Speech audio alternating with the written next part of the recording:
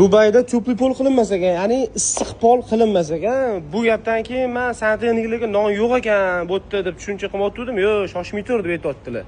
Oka, santexniklar nech pul topyapti примерно?